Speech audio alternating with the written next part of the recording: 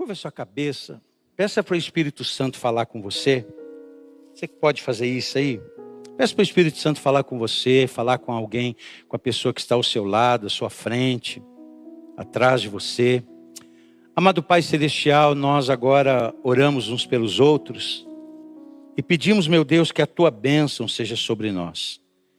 Pedimos, meu Deus, que o Senhor fale conosco nesta noite, Senhor. Assim como o Senhor teve, ó Deus, a misericórdia de ministrar ao nosso coração hoje pela manhã, onde o Senhor revelou graça e nos ensinou a ter um coração bom, Senhor, para recebermos uma palavra e ela produzir fruto na nossa vida. A gente pede ao Senhor que nesta noite não seja diferente. Ó Deus, alcança o coração desse homem, desta mulher. Ó Deus, que o Teu nome seja glorificado. Assim nós oramos, meu Deus, agradecidos em Cristo Jesus. Amém e amém. Romanos 12, verso de número 12. Romanos 12, verso de número 12, diz assim: alegre-se na esperança, sejam pacientes na tribulação e perseverem na oração. Querido, como que a gente vive uma fé viva para tempos difíceis? Como que a gente pode viver uma fé viva em dias difíceis? Quando a gente pensa em dias difíceis, eu não seria exagerado em pensar de que os nossos dias, eles são dias difíceis. E quando penso em dias difíceis, eu falo no quesito, a gente vive dias tão difíceis, é tão difícil você viver em saúde emocional em um mundo tão conturbado como esse nosso que a gente está vivendo.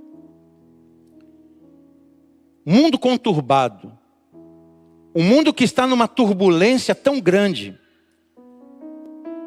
um mundo conturbado todos os dias nós somos bombardeados por notícias de todos os lados. É notícia de todo lado. É notícia que esse vai acabar com aquele, que aquele vai acabar com aquele, que o outro vai fazer isso, e que aquele vai fazer isso, porque o outro fez isso.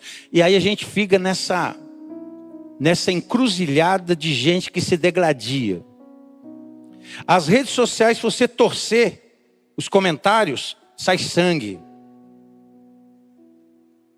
Verdade. A gente vive num contexto muito difícil. Mas o contexto que a gente vive não se compara ao contexto que os romanos, ou que os crentes em Roma viviam naquela época. Nem se compara. E é claro que nós oramos a Deus para que essa história não se repita. A gente ora a Deus para isso. A gente pede a Deus que algumas das histórias não se repitam.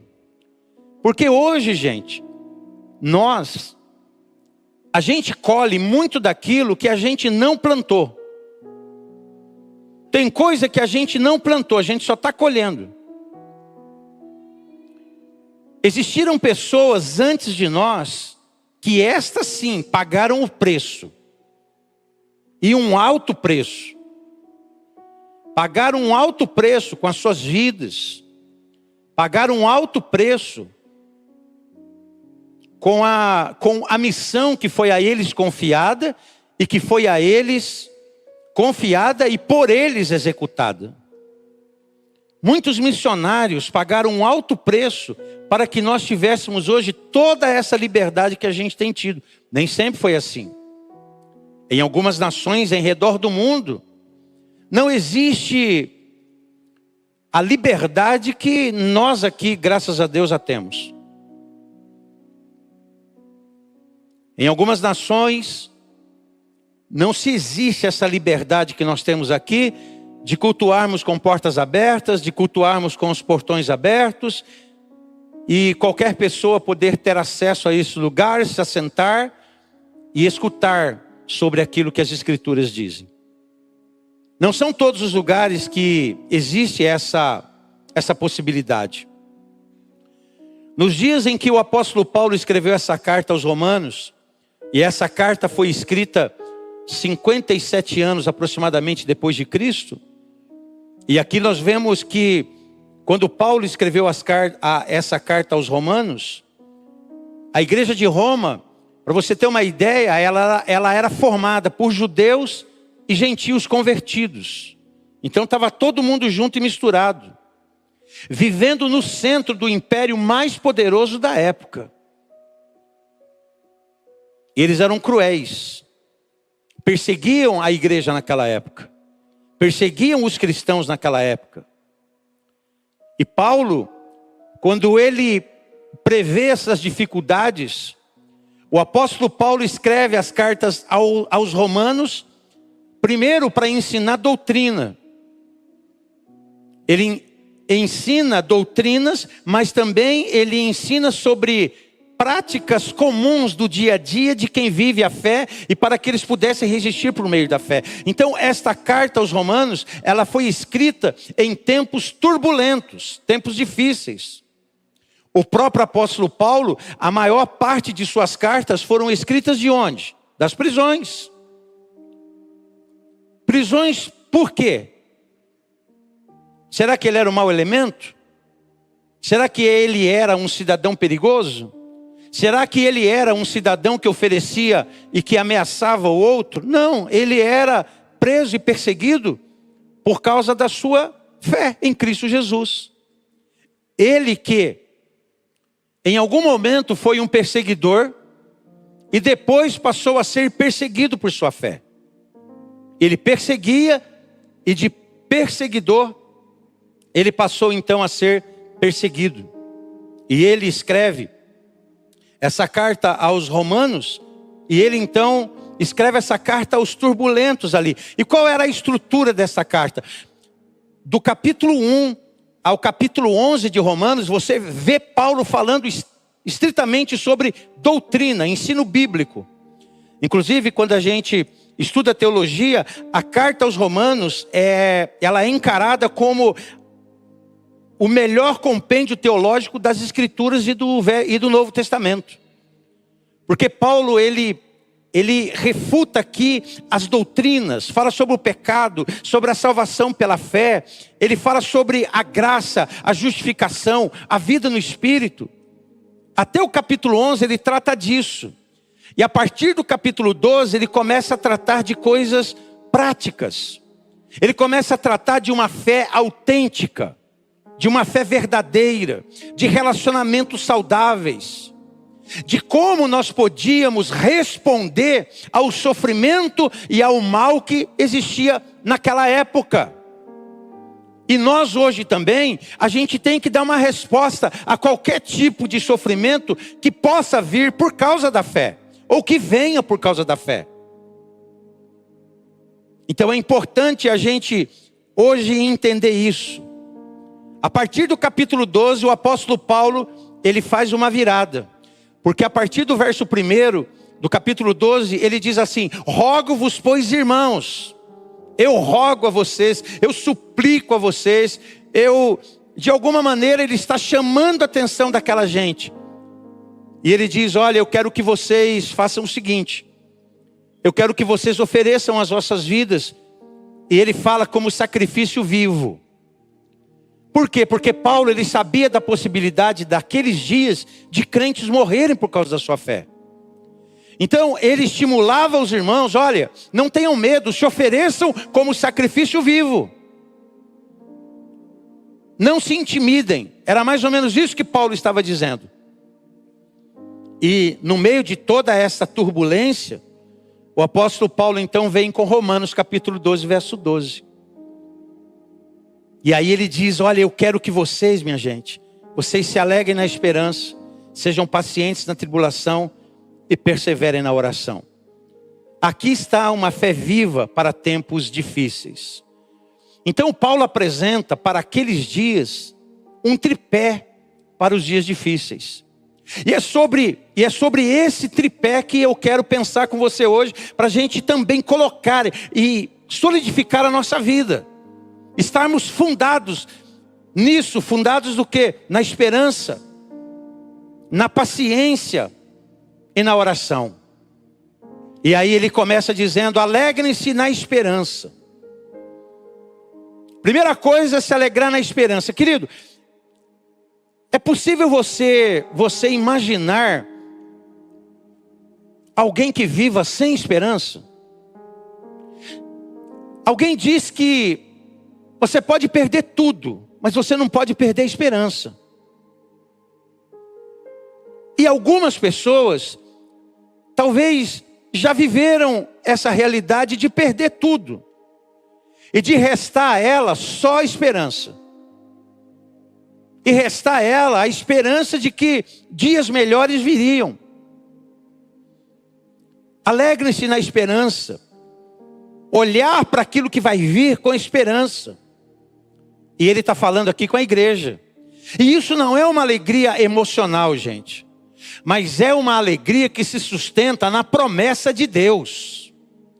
É uma alegria que se sustenta naquilo que Deus disse. Não é uma alegria ou uma esperança que se sustenta naquilo que um homem está dizendo, naquilo que uma pessoa está dizendo. Mas é uma esperança que se baseia naquilo que Deus está falando, naquilo que Deus está dizendo. Eu gosto do profeta Jeremias, que escreveu o seu livro de Lamentações. E ali ele diz assim: olha, eu quero convidar vocês a trazerem à vossa memória aquilo que lhes dá esperança.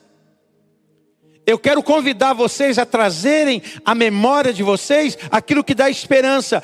E qual foi o contexto que Jeremias escreveu aquilo? Jeremias escreveu aquilo a um povo que estava cativo na Babilônia.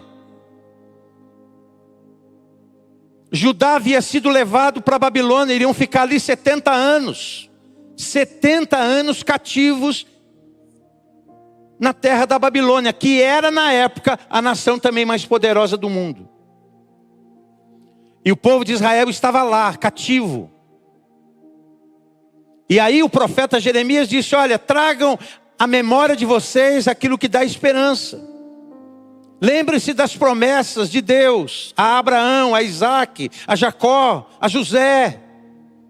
Lembre-se disso. Lembre-se das conquistas através de Moisés, de Josué. Lembre-se dos juízes. Lembre-se dos profetas. Era a palavra que eles tinham, que eles levavam. Então não é uma alegria emocional, mas uma alegria sustentada pela promessa. A esperança bíblica, ela não é incerta, gente. A esperança bíblica é certa. Você pode dizer amém ou não? A esperança bíblica é certa.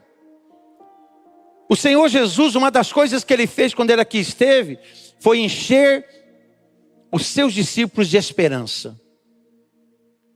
Quando Ele partiu, Ele disse: eu vou, mas eu vou enviar a vocês o Espírito Santo. Eu vou para o meu Pai. E Ele disse: se eu for, Ele virá. E Ele foi, e o Espírito Santo foi dado à igreja. O Espírito Santo foi dado aos discípulos. Então a esperança bíblica não é incerteza, mas a certeza em Deus, mesmo sem ver as coisas como elas verdadeiramente são.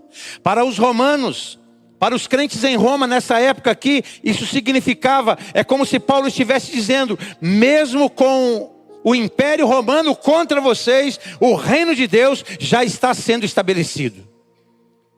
Ainda que o reino, ainda que toda Roma se volte contra vocês, o reino de Deus está estabelecido. Essa era a mensagem de Paulo àqueles irmãos. E sabe o que a Bíblia fala? A Bíblia diz que a esperança não decepciona. Veja Romanos capítulo 5, verso 5. Olha o que diz. Diz assim, Romanos 5, 5. A esperança não nos decepciona, pois Deus derramou o seu amor para encher o nosso coração. Olha ele dizendo: essa esperança não nos decepciona, porque o amor de Deus foi derramado no nosso coração por meio do Espírito Santo que Ele nos deu. Então, querido, querida, se encha de esperança. Mas não esperança em qualquer um. Não esperança no que esse líder, naquele líder ou naquele outro líder diz, mas esperança na promessa de Deus para com a tua vida. Você nunca vai ser decepcionado se você colocar esperança em Deus, na promessa de Deus. O problema é que muitos colocam a sua esperança no lugar errado, na pessoa errada, na porta errada. E quando você coloca a sua esperança na pessoa errada, na porta errada, aí a decepção chega. A decepção nos alcança. Essa esperança, diz Paulo, não nos decepciona. Porque esse amor, ele foi derramado no nosso coração pelo Espírito Santo. Então a lição que nos fica é que a esperança nos dá força para continuar quando tudo parece estar parado. É a esperança que nos dá força de caminhar, mesmo quando tudo está parado. Mesmo quando parece que tudo está parado, você caminha, você anda, você vai em frente, porque a tua esperança, ela está fundamentada nas promessas de Deus. Mas ele não diz só isso. Ele diz, olha, gente, alegrem-se na esperança. A esperança nos dá alegria. A esperança de Deus no seu coração, alegre-se na esperança de Deus. Alegre-se com isso. E aí ele diz, sejam pacientes na tribulação. Pacientes na tribulação. Ou seja, qual é a atitude diante do sofrimento?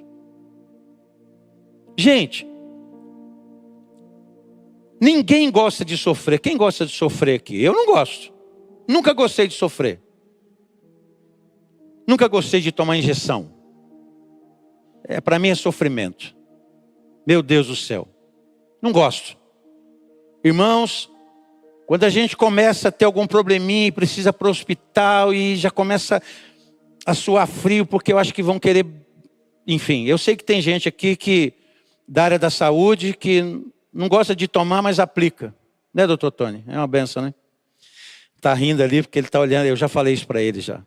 Ele já me deu algumas, então não há problema nisso, a gente se vira. Mas eu já vou avisando logo, eu falo, eu não gosto de sofrer, tenho medo disso e vou falando. E fica à vontade para falar, não tem problema nenhum. Mas quem gosta de sofrer? Quem gosta de sofrimento? Agora, o sofrimento é real? É real. Quem de nós aqui já não sofreu por alguma coisa? Talvez você tenha entrado aqui sofrendo. Talvez agora você esteja sofrendo. Sofrendo por uma causa justa. É justo que você sofra, talvez pela situação que você está vivendo. E quando a gente está sofrendo, o conselho de Paulo é: sejam pacientes. Sabe por quê? Porque na hora do sofrimento a gente tende a chutar o balde. Chutar o balde é aquela expressão, vamos jogar tudo para o alto. Vamos embora. Já estou sofrendo mesmo, e daí? Não é assim. Então o apóstolo diz, olha, sejam pacientes na tribulação, diante do sofrimento. E a palavra tribulação aqui, ela fala de uma pressão extrema, de uma aflição profunda. Os cristãos em Roma, o qual essa carta foi escrita, eles sabiam muito bem o que era isso. Sabe por quê? Havia uma rejeição social, havia uma perseguição política e havia conflitos internos. Qualquer semelhança é coincidência, viu, gente? Mas naqueles dias havia rejeição social. Os cristãos eram rejeitados. Desde aqueles dias, gente. Parece que essa coisa está querendo voltar. Perseguição política e conflitos internos. Então a paciência aqui não significa uma coisa passiva, mas a paciência aqui, ela significa uma resistência ativa. É uma resistência ativa, não uma resignação passiva. Porque às vezes a gente se torna muito conformado com tudo. E o conselho de Paulo a esses irmãos era não vos conformeis com este mundo, mas transformem-se pela renovação de vossa mente. Transformem-se pela renovação de sua mente. Mas Paulo sabia do sofrimento e ele fala, olha, sejam pacientes em todas as tribulações que vocês estão passando. Sabe por quê, gente? Porque o sofrimento, a tribulação, ela faz o que com a gente? Ela prova a resistência da nossa fé.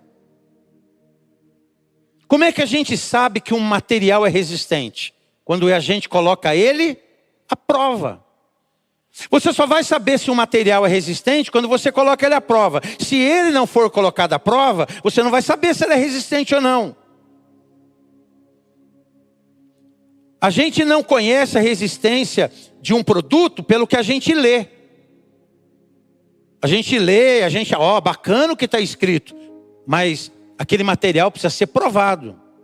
Se ele é resistente, como está escrito. A fé é a mesma coisa.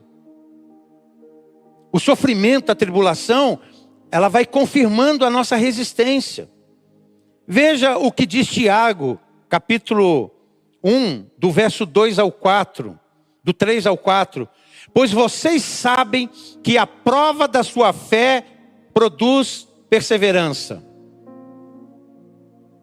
Verso 4. E a perseverança deve ter ação completa, a fim de que vocês sejam maduros e íntegros, sem que falte a vocês coisa alguma. Meus irmãos, considerem, ele começa dizendo no verso 2, considerem motivo de grande alegria o fato de passarem por diversas provações, porque isso só demonstra a sua resistência.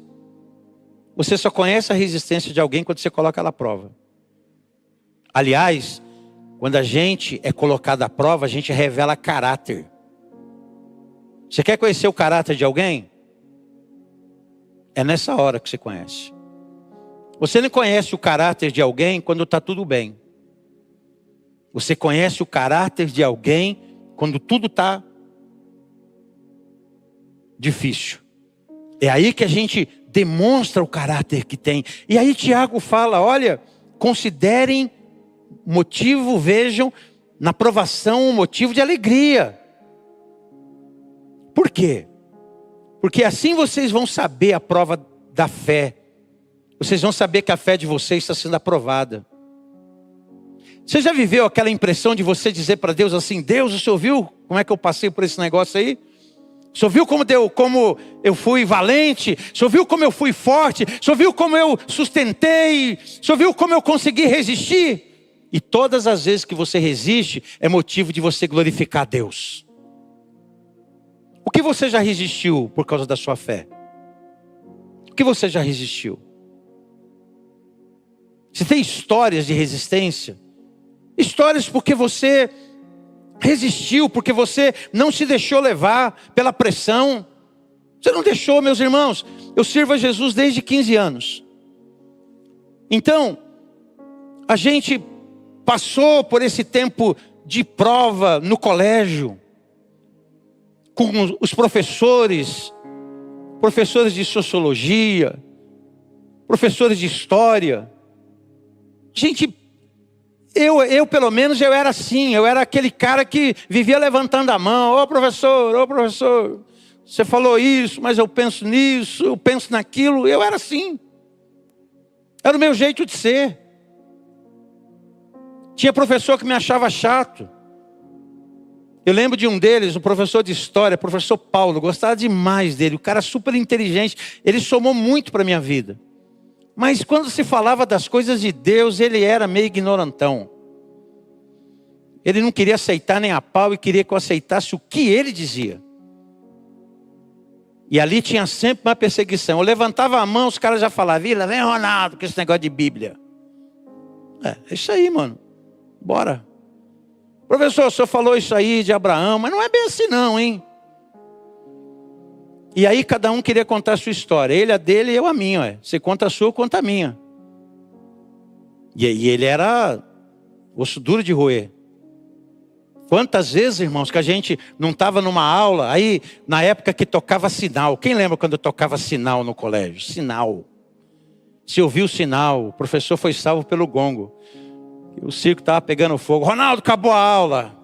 Mas eu me lembro um dia que ele chegou, tocou o sinal e era aquela hora de intervalo. E aí a gente saiu, eu fui o último a sair da sala e ele também arrumando as coisas. E ele falou para mim assim, e aquele dia eu gostei demais. Ele falou: Ronaldo, eu gosto de você, sabe por quê? Porque você se opõe ao que eu falo. Você tem convicção da fé que você vive. Eu falei: claro que eu tenho. Eu era um garoto, mas eu tinha as minhas convicções desde aquele tempo, gente. A Bíblia diz que Deus daria o Espírito Santo, sabe para quê? Para tirar a gente do espírito de temor e nos colocar em um espírito de coragem. Eu farei de vocês testemunhas minhas, tanto em Jerusalém, Samaria, Judéia e até os confins da terra. Eu vou fazer de vocês testemunhas vivas. Eu não me atemorizava, não tinha medo. Meus irmãos, os irmãos aqui passavam por perseguições terríveis. E eles eram provados a cada dia. Um cristão morria na arena, um monte de gente se salvava. Porque os que se salvavam diziam: se esse cara, ele morre pela convicção que ele tem, então essa fé é boa. Era assim que acontecia. Não fuja de processos. A tribulação, ela molda tudo aquilo que a bênção não tem capacidade de moldar. Não é a bênção que transforma a nossa vida, sabia? A bênção é um motivo de alegria. Mas o que transforma a nossa vida mesmo é as tribulações que a gente passa. Você só é o que você é porque você enfrentou algumas provas na vida. Você só tem a maturidade que você tem porque você já enfrentou algumas provas na sua vida. Você só compreende algumas coisas hoje porque você enfrentou algumas coisas difíceis ontem. E é por isso que você compreende hoje. Você pega um garoto, ele não vai ter a cabeça que você tem, ele não vai ter a maturidade que você tem. Sabe por quê? Porque ele não passou pelo processo que você passou ainda. Daqui a algum tempo, talvez ele esteja melhor ou então igual a nós. Então, na tribulação, paciência. Tem gente que na tribulação joga tudo para o alto. Ah, como eu gosto de Abacuque. Abacuque, ele foi um profeta também. Ele disse: olha, ainda que a vide não floresça, ainda que o produto da oliveira minta, ainda que as coisas não estejam dentro daquilo que eu planejei, eu vou continuar bendizendo ao Deus da minha salvação. Tinha convicção. Porque, gente, não é toda hora que tudo dá certo. Ou é? Eu sei que essa pregação está fora de moda. Eu sei que a pregação que está na moda, olha, é isso aí, vai dar certo. Já deu certo. O que você sonhou, Deus vai fazer. E não é assim. Ou é? Não é. Você sabe que não é. Só bobo que acredita nisso, gente. Você me desculpa. Porque não dá para acreditar assim. A vida é uma bênção. Mas tem as suas turbulências. Tem vento contrário. Tem situação que, poxa, eu não planejei assim, está acontecendo, mas eu vou superar isso aí. E quando eu sair do outro lado, eu vou sair melhor do que eu entrei. É assim que eu encaro. É assim que a gente encara. Senão a gente vai ser menino a vida toda. A gente vai ser menino a vida toda. Eu me lembro, gente, quando o garoto, a gente estava na aula do seminário. Eu fazia seminário lá em Vila Mariana, seminário batista. E eu me lembro que eu não poderia mais ter falta em determinada matéria. E quem me dava aula de geografia bíblica era o pastor Ernesto Tonini. Eu me lembro até hoje disso. Eu estava estourando de dor no ouvido por alguma situação na época. Mas eu me lembro que eu fui pedir para ele me dispensar. Pastor Ernesto, falei: pastor, eu não estou bem, eu estou com muita dor no ouvido, tal, isso, aquilo. Eu era seminarista lá. E eu não estou legal, tal. Eu queria ver se o senhor poderia me dispensar, tal, isso, aquilo. Ele falou: deixa eu dar uma olhada aqui, Ronaldo, você não pode mais, você não está dispensado não, você vai ter que ficar aqui. Deixa eu orar por você. Aí ele colocou a mão no meu ouvido e disse: Efatá, abre-te. E falou: volta para a aula. Bateu nas minhas costas assim, aí eu voltei para a aula com o ouvido doendo e fiquei o dia inteiro no seminário com o ouvido arrebentado. E aí, quando a gente foi sair, eu passei por ele, né? O pastor Ernesto Tonini é uma das maiores autoridades do Brasil. Ele era considerado o Papa da Igreja Evangélica aqui do Brasil, para você ter uma ideia de como ele era conceituado. E eu me lembro que na hora da saída, eu estou saindo assim, quem está do meu lado, ele botou a mão nas minhas costas assim, ele falou: e aí, meu filho, como é que está o ouvido? Eu falei: continua doendo, é assim mesmo. Nunca mais esqueci isso. Ele não ficou com dó de mim, não. Ele falou: é assim que a gente forma a gente. Então, queridos, seja paciente na tribulação. Tenha uma atitude na hora difícil. E para encerrar, perseverem na oração. Você já pensou se a gente orasse um pouquinho mais? E quando eu falo em oração, deixa eu dizer uma coisa para você. Desmistifica isso. A oração, gente, devia ser como isso daqui, ó. Aqui tem água. A oração devia ser como tomar água para a gente. Se você deixar de tomar água, o que vai acontecer com você? Você vai ficar o quê? Desidratado. Quando você fica desidratado, o que acontece com o teu corpo? Uma série de coisas ruins. Você pode comprometer todos os seus órgãos. Os rins, você compromete eles. A gente não pode esperar a sede para a gente tomar água. Alguém diz que quando você tem sede, é porque você já está desidratado. A sede é sinal de que você já está desidratado. No inverno mesmo. Você percebeu como a gente toma menos líquido? A gente toma bem menos. E isso pode fazer uma série de coisas. A pressão pode cair. Tem gente aqui que ia explicar isso melhor que eu. Mas a pressão pode cair, você pode desmaiar, você pode, enfim, você pode ter um monte de... Por quê? Porque você está desidratado. A falta de oração desidrata a vida do crente. Há muito crente desidratado. Por isso que ele vive desmaiando de tempo em tempo. De tempo em tempo ele desmaia, de tempo em tempo ele tem uma crise, de tempo em tempo ele fica mal. Por quê? Porque está desidratado. Ele não persevera na oração. Oração, gente, não é um remédio de emergência. Aí eu vou tomar a pílula da oração. Por favor, ora por mim. Você conhece o crente 6 horas? 6 horas por mim, 6 horas por mim, 6 horas por mim e 6 horas por mim. O cara vive pedindo para os outros orar por ele. O cara vai fazer a prova, ora por mim, ora por mim e vive pedindo oração para todo mundo. Eu não estou falando que a gente não pode orar uns pelos outros, por favor. Até porque a Bíblia diz orar uns pelos outros. Mas tem gente que é uma bênção. Você já viu aquele cara que nunca vem para a igreja? Aí ele encontra com você, ele fala assim: você vai na igreja, ora por nós lá. Reza lá por mim, pede a Deus por mim. Nunca aconteceu isso com você? Nunca aconteceu de alguém que não está nem aí com as coisas de Deus, mas aí aconteceu alguma coisa lá ruim? Você vai na igreja lá domingo, pede para o pastor orar por mim, leva o meu nome lá. Coloca o meu nome no caderno da oração. Você já viu o caderno da oração? Eu nunca vi caderno da oração. Tem caderno que a gente bota nome nela e ora para as pessoas que estão ali. Eu lembro, gente, quando a gente estava com a igreja aqui no centro, aqui na Feliz de Camargo, as pessoas passavam ali na porta, às vezes eu gostava, né? Eu sou muito evangelista, né? Então eu gostava de ficar ali na porta, ali, entregava folheto, ali era uma benção, passava gente toda hora. Aí as pessoas, tinha gente que pegava o folheto e falava: você pode pôr meu nome no caderno da oração? Aí eu botava um caderno ali, botava o nome da pessoa, não tinha problema nenhum. Não, a gente bota o nome aqui, pega um caderno agora e vamos fazer dele o caderno da oração, né? Estreia o caderno, mas sabe, a gente tem que diminuir o espaço entre as pessoas, sabe? Tem gente que vai criando um monte de burocracia para chegar até outro. Para com isso, encurta o espaço entre eu e você, entre você e eu. Vamos falar aqui. Não tem caderno não, mas tem oração. Quer orar? Quer que eu oro? Quanta gente que a gente não orava, as pessoas faziam fila. Oração todo mundo quer. Agora, nem todo mundo quer orar. Oração não é um remédio de emergência, gente. Não.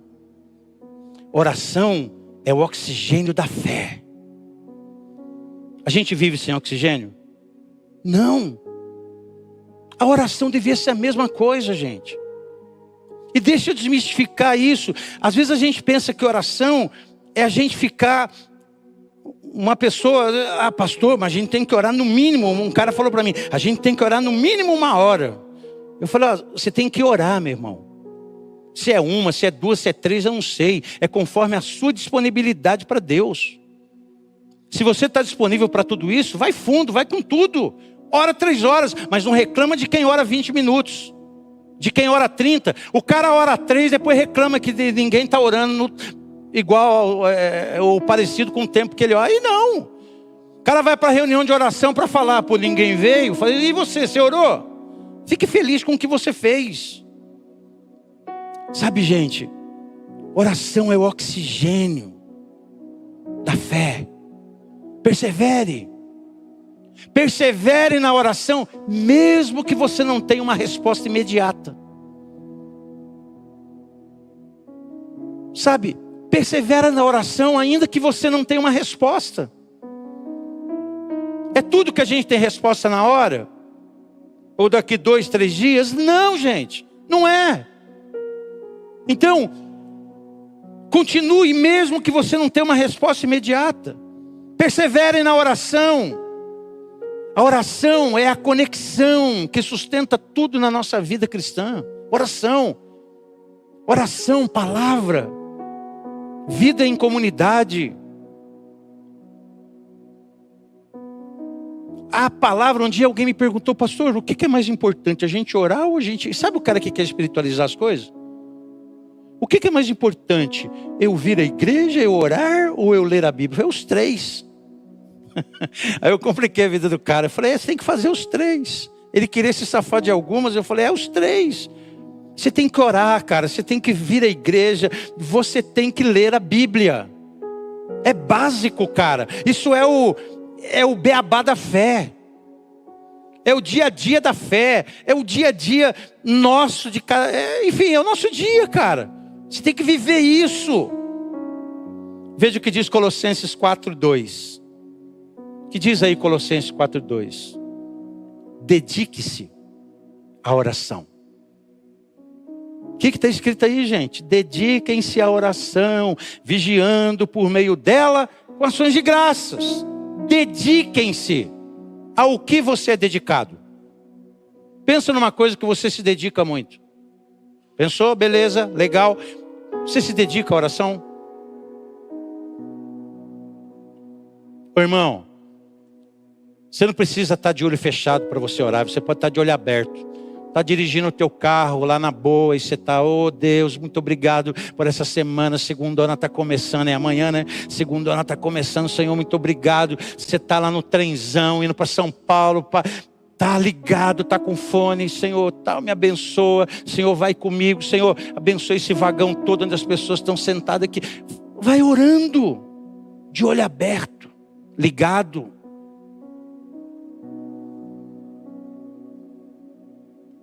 Ligado no que está acontecendo.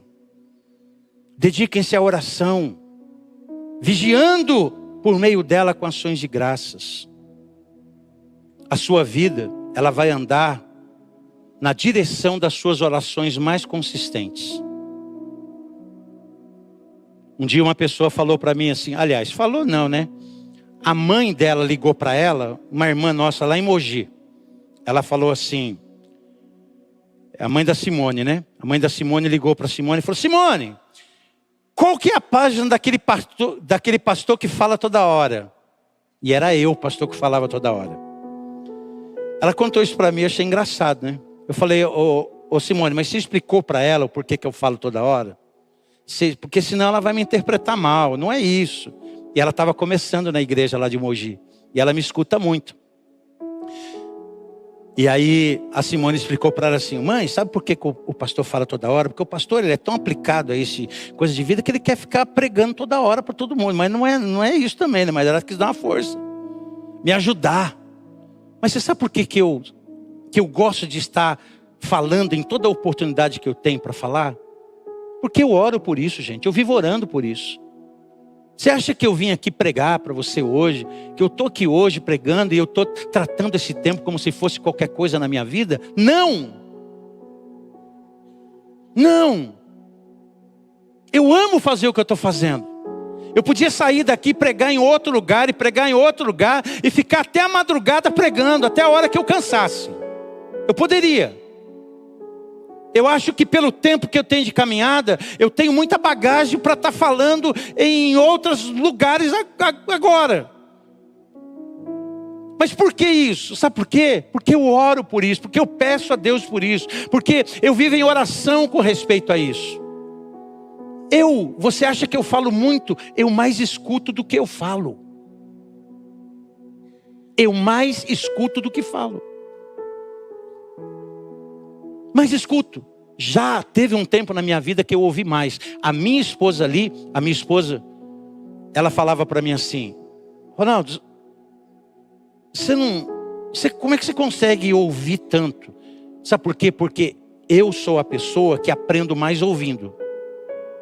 Eu aprendo mais ouvindo do que lendo. Eu aprendo mais ouvindo.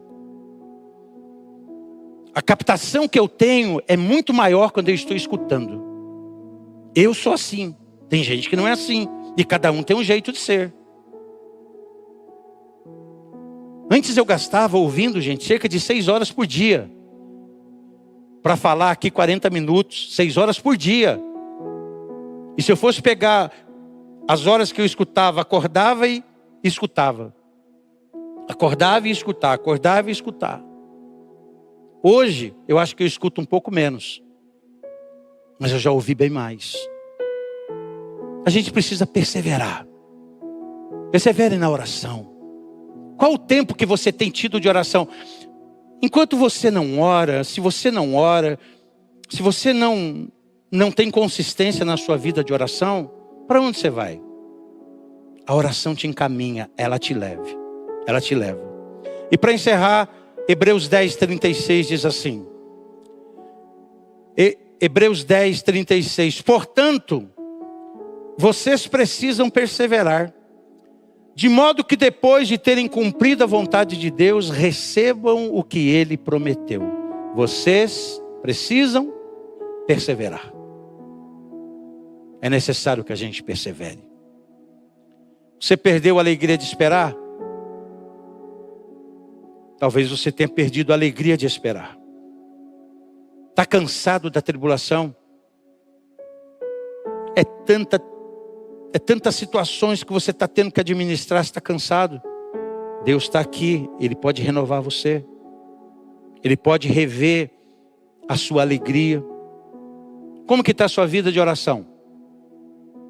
De boa, fala para você aí. Como é que vai sua vida de oração? Você separa um tempo para Deus durante o dia? Você aproveita esses momentos que eu te falei? Às vezes você está no trânsito, irmão. Está aquele trânsito terrível. Tudo parado. Ao invés de você ficar nervoso com a situação, bota um louvor ali, vai cantando. No meio das canções você ora. De olho aberto, ligado no que está acontecendo. Sempre prestando atenção. Hoje Deus quer reacender a chama no teu coração. Ele quer reacender seu coração. O mesmo Espírito que sustentou os nossos irmãos que estavam vivendo naquele tempo, é o Deus que sustenta hoje. Ele não mudou nem um pouco, Ele é o mesmo Deus.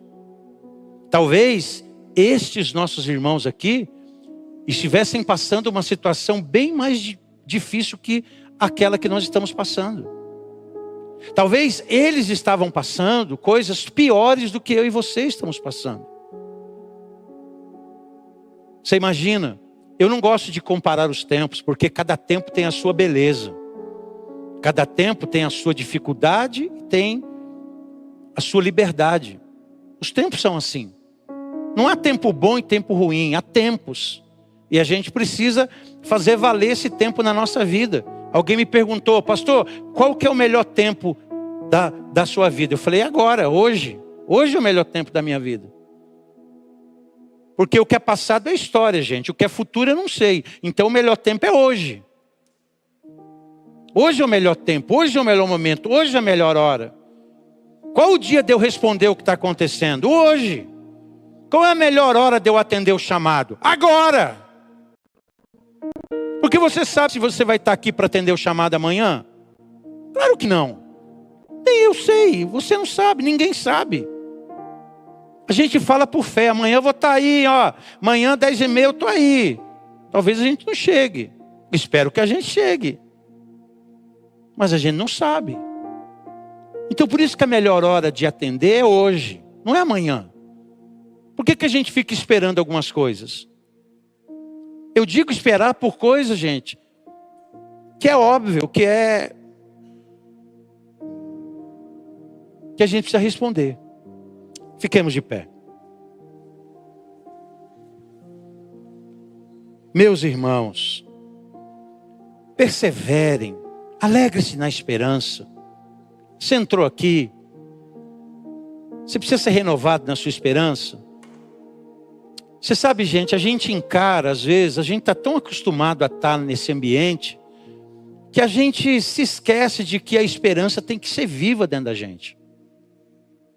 A gente precisa se alegrar nela. A gente precisa viver essa paciência poderosa nas horas difíceis e perseverar na oração. Então eu quero chamar a sua atenção hoje para você se encher o teu coração de esperança, se renovar em Deus. Curva a sua cabeça agora. Curva a sua cabeça. Eu queria que você pensasse por um momento de como está seu coração, sua vida. Talvez você tenha entrado aqui sofrendo por alguma situação. Eu quero orar por você, eu quero pedir a Deus por você. Eu quero suplicar a Deus por você. Eu quero declarar a bênção de Deus na sua vida pela fé. Eu não vou chamar hoje você aqui à frente, não. Você vai ficar aí no seu lugar. Mas você vai apresentar a tua vida.